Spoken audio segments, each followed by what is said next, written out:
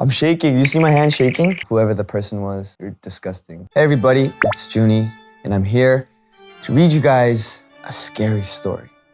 Let's go.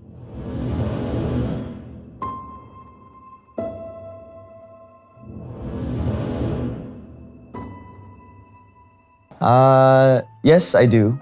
I'm not very fond of the scary movies, but scary stories I can cope with.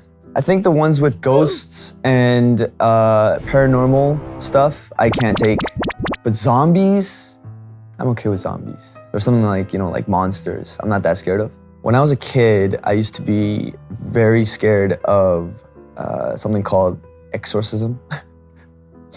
Because I watched a movie called The Exorcist, which I shouldn't have at that age, and thanks to my brothers. Yeah, ever since, I was scared of demons going inside of me and taking my soul and changing me. I'll read you guys a scary story from this amazing book. This one's called The Licked Hand. A young girl was left home alone one night with her dog while her parents went out for a meal with friends. Her dog would sleep under her bed every night, and she would reach her hand down and be comforted by the licks of her dog. Totally relatable, having a dog of my own back at home. When I used to be home alone and scared, I'd stay with her, pet her, kind of like talk to her, act like I'm not alone. On the news that night, they announced that there was a serial killer loose in the area. Before she goes to bed, she tries to lock all the doors and windows, but one window in the basement won't lock. She decides to leave it unlocked, but locks the basement door and goes to bed. Very bad idea. I would try to tape the window if it doesn't lock, because windows are the first entrance to whatever is trying to go inside. Regardless, she locked the basement door, so in the middle of the night, she awakens to a dripping sound coming from her bathroom. She assumes she hadn't turned off the tap properly in the bathroom. She reaches her hand down and feels the comforting lick from her dog and goes back to sleep. But once more, she reawakens to the dripping sound. She reaches her hand down and feels the lick of her dog. Ooh, okay, suspense is building up. I think I mentioned this on Get Real before. When I was sleeping at night, when I have the AC on, my walls would start like noises. And I was scared that there might be bugs.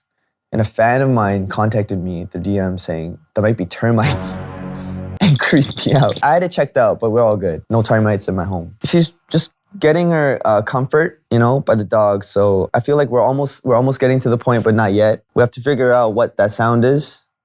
I'm sure it's just the dripping sound and then something will come up. Curious about the dripping sound, she gets up and slowly walks toward the bathroom. The dripping sound getting louder as she approaches. She reaches the bathroom and turns on the light, and her scream pierces the silence. She's greeted by a horrific sight. Her dog's lifeless body laying in blood. Then who was she petting? Who was she petting? Who was licking her hand? That's disgusting. Disgusting shit. Okay.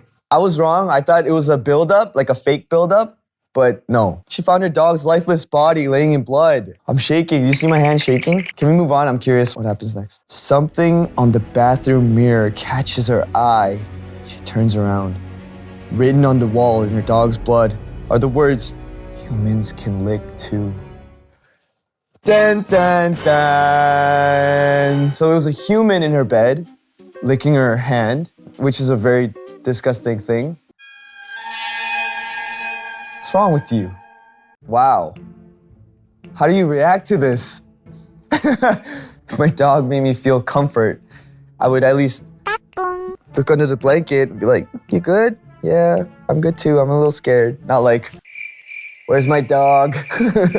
Need comfort. So that was a bad idea. But if that happened to me, wow, I would never live alone.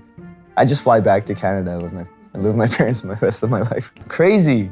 Whoever the person was, shame on you for breaking into someone's house and licking their hands. You're a disgusting person. Humans can lick too. Jeez.